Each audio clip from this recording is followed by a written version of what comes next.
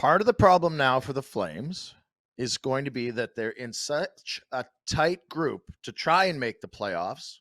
And Daryl's old school. We know he's got his philosophies. He's not big on the young kids. They really have to prove themselves before they get a chance. He wants a number one goalie, Jonathan Quick, Mika Kiprusoff. He believes in that philosophy. Play your number one. Blah blah blah. But now what happens to make those changes? It's even tougher because the playoffs aren't a certainty. They're going to battle. I think they'll make it. They should be good enough to make it, but it's going to be a fight to make it. You can't let points slip away. And I don't know how many coaches, whether it's Sutter or John Tortorella or whoever it is, are willing to miss a playoffs and maybe put their job on the line by not playing their number one, even though the numbers might support Vladar. It's still a tough thing. We talked about it with Pelche and the young guys coming in.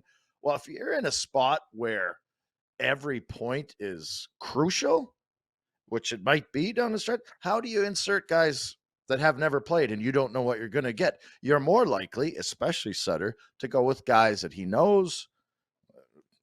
For him, he probably trusts. We might have different opinions on some of the players, but he trusts them, and he's not going to take any chances. It happens a lot, and it's not just because of Daryl Sutter, where a team gets in a spot where they can't give up points.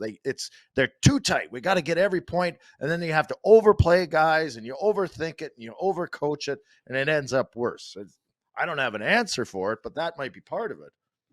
Well, I think reading between the lines, there's a pretty clear.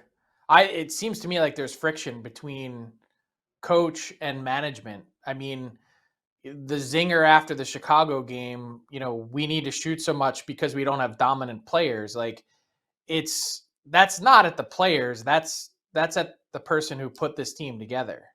And whatever, you bring up a Phillips, you bring up a Peltier, whoever it is, and they don't play and they're healthied, that's another zinger back at management. Like, yeah, I'm not taking this. I'm not whoever you want me to play. I'm the coach and I'm going to make the lineup. So, I think that's gone on for a while now. And I wouldn't be surprised, to your point, Rhett, to see it continue. At this point, after 1,400 NHL games behind a bench, you're not going to wake up next week and see a different Daryl Sutter. He's not going to suddenly just do things a different way.